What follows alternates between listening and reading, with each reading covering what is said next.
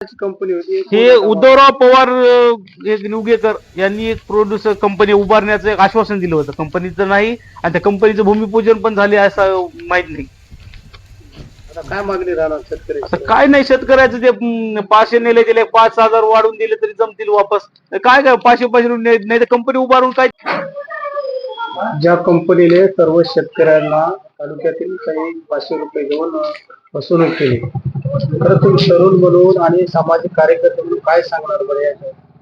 आम्ही सर्वसाधारण सामान्य नागरिक आणि साधारण शेतकरी म्हणून एवढं सांगणार की आपला भारत देश हा कृषीप्रधान देश आहे आणि कृषीप्रधान देशात जर शेतकऱ्याची ही अवेलना चेष्टा थट्टा होत असेल तर खरोखरच ही सामान्य लोकांना, राजकारणी लोकांना लाजिरवाणी गोष्ट आहे. आज विचार केला या घडीला, आपण जर रिचार्ज मारते वेळेस 1 रुपया जर कमी असेल तर रिचार्ज होत नाही. एक सर्वसाधारण मोठे व्यापारी लोकांना 500 रुपयाचं काही मोठी रक्कम नाही, पण शेतकऱ्यासाठी खूप मोठी रक्कम आहे. शेतकरी भोळा भाबडा असतो. 500 रुपये एका शेतकऱ्याकडून म्हणजे तालुक्यात 52 गावात 10,000 जरी लोकांना पैसे जर दिले असते तर 500 गुणिले 10,000 म्हणलं तर 5 कोटी रुपये होतात सर. आणि 5 कोटी रुपये रक्कम 4 वर्ष झालं तो सदर व्यक्ती बाळगत आहे. तर त्या 5 कोटीचं दर महिन्याचं व्याज जर काढलं तर 2.5 ते 3 लाख रुपये येते. तर 4 वर्षात त्यानं किती पैसे अमाप संपत्ती गोळा केली असेल आणि त्याचं मनोबल किती वाढलं असेल. हे सर्वसामान्य शेतकऱ्याला न्याय द्यायला खरोखरच पुढारी येणार का? आमच्या तालुक्यातले, आमच्या विभागातले आम्हाला न्याय भेटणार का? की आम्ही असंच होरपळून मरून जायचं?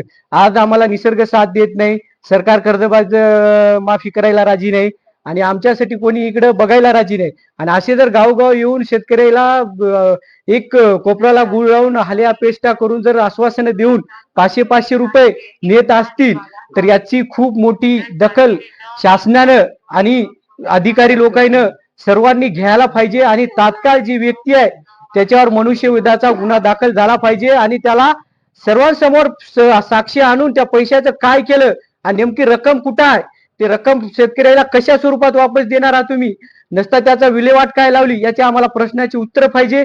या प्रश्नाचे जर आम्हाला उत्तर भेटत नसतील तर आम्ही आमचे शाहीनाथ खान सोडे शेतकरी संघटनेचे तालुका अध्यक्ष म्हणल्याप्रमाणे आम्ही त्याच्या पाठीमागे खंबीर उभं राहूत, उपोषणाला पाठिंबा देऊत, भरून जाऊ, माझं मागं हटणार नाही. शेतकऱ्याची एक तुम्हाला कळकळीची विनंती आहे.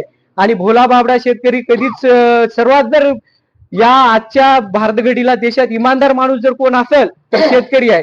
शेतकऱ्या एवढा इमानदार माणूस व्यापारी नाही, दुकानदार नाही, कोणता व्यावसायिक नाही, नेता तर सोडून द्या, कोणीच नाही. शेतकऱ्याला जर तुम्ही असं करताल तर तुम्हाला शेतकऱ्याचा हाले अपेष्टाचा श्राप लागणार म्हणजे लागणार, तुम्हाला या कर्माची फळ भोगावं लागणार. हे आम्ही एक सर्वसामान्य शेतकरी म्हणून एक इथून वासरीतून एक टेंगी पिटलेली आहे, याचा आवाज पूर्ण तालुक्यात जाणार आहे आणि या तालुक्याचा आवाज जिल्ह्यावर जाईल, जिल्ह्याचा आवाज मुंबईला जाईल, मुंबईचा आवाज शासनात दरबारी जाऊन शासन याच्यावर दखल घेईल, आम्हाला याची शाश्वत गॅरंटी आहे. म्हणून आम्ही आज रस्त्यावर उतरलो आणि आता आम्ही मागे हटणार नाही, याची आम्हाला शाश्वत गॅरंटी आहे. आणि त्याला ताबडतोब इथल्या सरकारनं आणि शासनानं आणि इथल्या अधिकाऱ्यानं याचा मार्ग निकाली लावावा आणि आम्हाला न्याय द्यावा, हीच आमची अपेक्षा आहे. आम्हाला कोणाचा आगाव नको शेतकऱ्याला आणि आमचं कोणाला नको, हीच आमची अपेक्षा आहे. बस एवढंच.